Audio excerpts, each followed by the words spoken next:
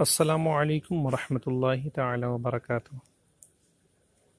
آپ سب کو اچھی طرح معلوم ہوگا کہ آج جمعہ کا دن ہے اور 27 جولائی ہے، اور جیسا کہ ہم سب خبروں کے ذریعے یہ جانتے ہیں کہ آج چاند گرہن ہے، اور یہ بتایا جا رہا ہے کہ آج کا جو چاند گرہن ہے وہ کافی دیر تک رہے گا، اور یہ جو ہے کافی بڑا چاند گرہن لگنے جا رہا ہے۔ تو آئیے ہم جانتے ہیں اسلامی نقطۂ نظر سے یہ چاند گرہن کیا ہے، اور چاند گرہن ہونے پر ہمیں کیا کرنا چاہیے۔ تو چاند گرہن کے متعلق ہم جان لیتے ہیں کہ آخر یہ کیا ہے اور اس کی حقیقت کیا ہے، اسلامی نقطۂ نظر اس کے حوالے سے کیا ہے۔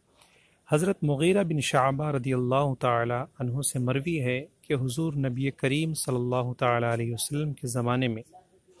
جس دن آپ کے صاحبزادے حضرت ابراہیم رضی اللہ تعالی عنہ کی وفات ہوئی تو سورج گرہن لگا۔ لوگوں نے کہا ابراہیم رضی اللہ تعالی عنہ کی وفات کی وجہ سے سورج گرہن لگا ہے۔ حضرت عائشہ صدیقہ رضی اللہ تعالی عنہ بیان کرتی ہیں کہ اس پر حضور نبی کریم صلی اللہ تعالی علیہ وسلم نے فرمایا ان الشمس والقمر آیاتان من آیت اللہ لا یخسفان لموت احد ولا لحیاته فاذا رأیتموها فافزعون للصلاة۔ ترجمہ یہ ہے کہ بے شک سورج اور چاند اللہ کی نشانیوں میں سے ہے، نشانیوں میں سے دو نشانیاں ہیں،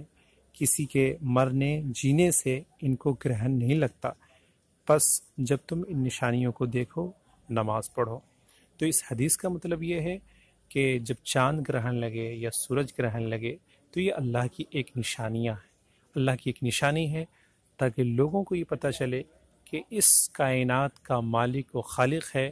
جس کی ہر چیز پر، زمین پر، آسمان پر، سورج پر، چاند پر جو بڑی بڑی نشانیاں ہیں اس پر اس کی پکڑ ہے، اور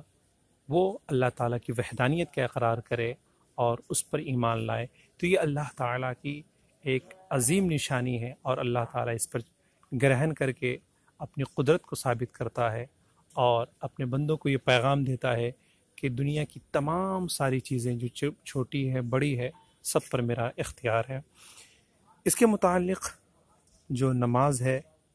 چاند گرہن کے وقت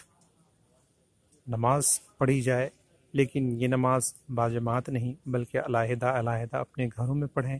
اس میں جماعت نہیں ہے۔ چاند گرہن کی نماز کی نیت کرتا ہوں 2 رکعت نفل